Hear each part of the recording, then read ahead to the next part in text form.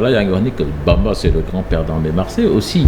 Parce que Marseille ils avaient prévu xaalis bi ñu ko doon jaayee. Je pense que rentrée d'argent bu am solo la woon ci équipe bi peut-être que sax qu'ils l'avaient prévu.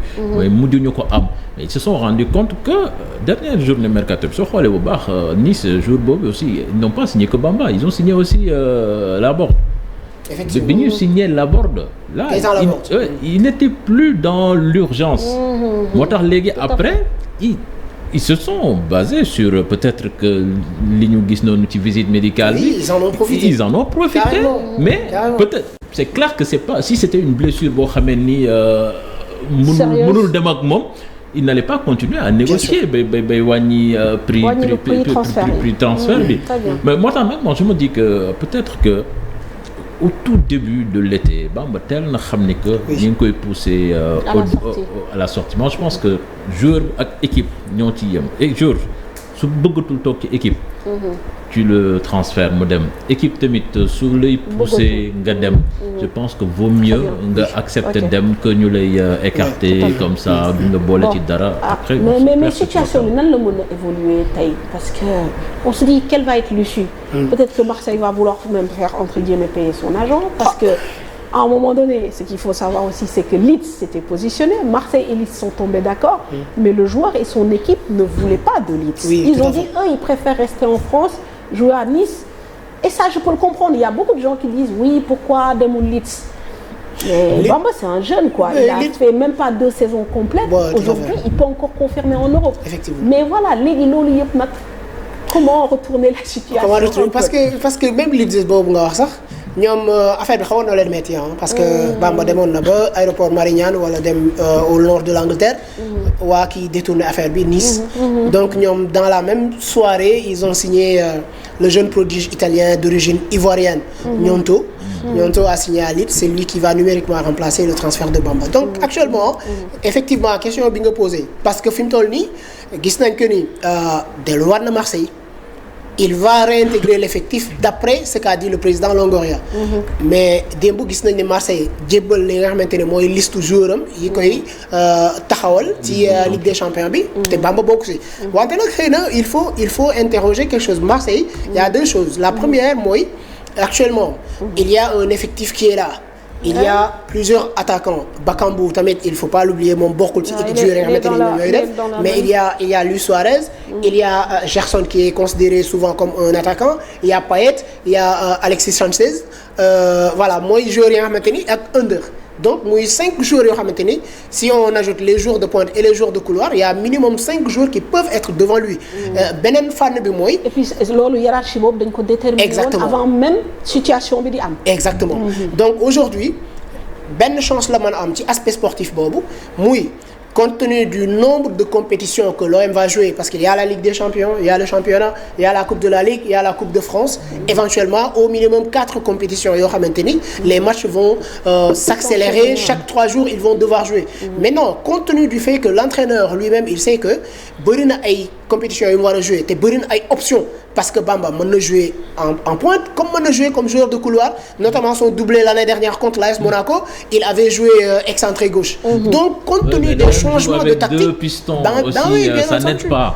Il peut le faire donc man ce que je pense pour terminer Mame Fatou c'est que man jàpp naa ne il faut que chacun revienne à la raison à commencer par le président il a un athlète il a un joueur professionnel te def ko sëkk ak ñoo xamante ni aussi ils ont tout fait pour agir en tant que professionnel jusqu'au bout lui-même ay weer ci ginnaaw ñëw na fii ci jàmbaar waxtaan ak ñoom lu mënti am entre ñoom il faut rester professionnel jusqu'au bout la deuxième chose mooy l'entraîneur doit aussi prendre ses responsabilités et arrêter mais là on voit une équipe qui est bien en place actuellement au niveau de l'Olympique de Marseille et quand même on voit mal Bamba pour le moment ñëw bouleverser hiérarchie bi xanaa cascade de blessures am mais le problème c'est maintenant comment Aliou Cissé va gérer cette situation pour la Coupe du Monde parce que fii ak ñuy dem Coupe du Monde il est fort possible que Bamba ne joue pas.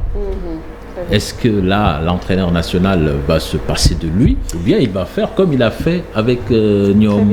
yaa ngi doon wax aussi léegi nii kaw Pape Matar Sarr. Matar Sarr moom aussi li ñu gisoon ne que si transfert yi effectivement il était prévu que mu dem je pense Italie mais dans le groupe de Conté il y a eu un blessé et Conté a décidé comme quoi c'est toujours lui le maître du jeu entre guillemets de le retenir donc espérons qu'il va lui donner un tout petit peu de temps de jeu parce que foofu aussi même si voilà on a un milieu assez fourni on a vu que sur les 2 derniers matchs du Sénégal Pape Matar nekkoon na si rythme commencé woon na indi beneen touche tout le monde saluait d'ailleurs le fait que le coach l'ait mis en titulaire et là ça va encore casser entre guillemets une dynamique très rapidement un mot de El Hadj sur ces situations de joueurs très jeunes exposés médiatiquement il faut le dire quand tu es à Marseille c'est voilà beneen dimension le Pape Matar comment on gère l'entourage surtout.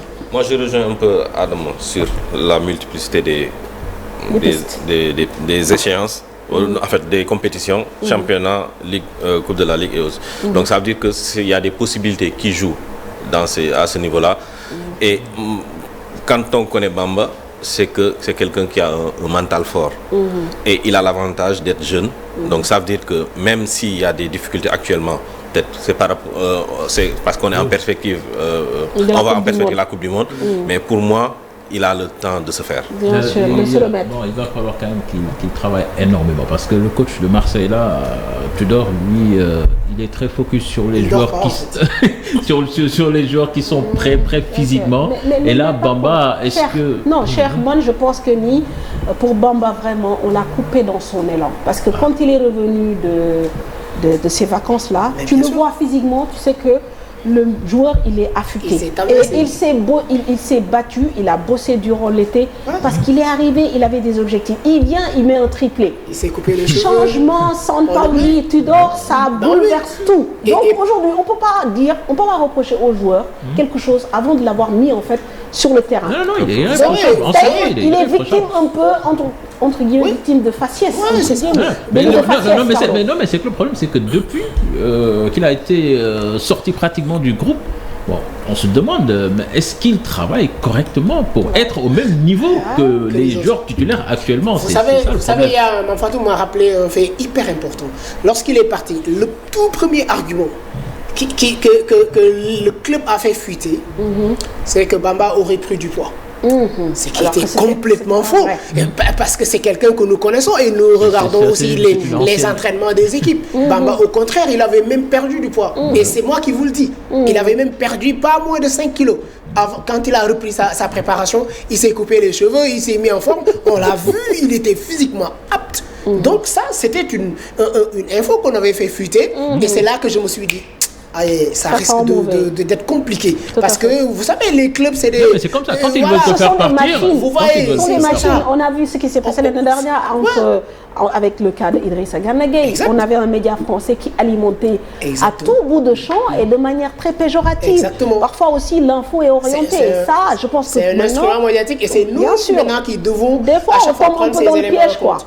Et donc pour revenir rapidement si vous le permettez au dossier de Bamba et par ricochet Pape Matar Sarr, aujourd'hui il y a une situation qui est là. Il ne faut pas que les gens s'inquiètent outre mesure non plus. Parce qu'un joueur, c'est un professionnel, il est dans un groupe, même s'il ne joue pas, et on était là sur ce plateau il y a plusieurs mois, on a évoqué ces cas-là avec Abdou Diallo, Nampalys Mendy, etc. ainsi de suite. Avant la CAN, on a vu qu'ils ont été performants. Ça peut... je sais que vous n'êtes pas d'accord. Mais il y a le revers de la médaille. Oui, sauf que s'ils y vont et qu'ils fracassent... Je suis d'accord par rapport à ça. C'est le coach qui est responsable. Il a fait jouer ou bien qu'il a ramené des joueurs pas compétitifs. Oui, c'est pourquoi je vous dis que par rapport à ce dossier-là, Bamba, il va réintégrer l'effectif, il va continuer à s'entraîner. On va tout simplement se dire que, et pour le peu que j'en sais, je sais qu'Aliou Cissé, cela m'étonnerait qu'il n'incorpore pas ce garçon. Parce qu'on l'a vu lors de cette finale-là contre l'Égypte, comment cela s'est passé lorsqu'il est entré en jeu. Et on a écouté Aliou Cissé dans ses discours, etc. Nous ne sommes pas dans les secrets des dieux, c'est lui qui prendra la décision.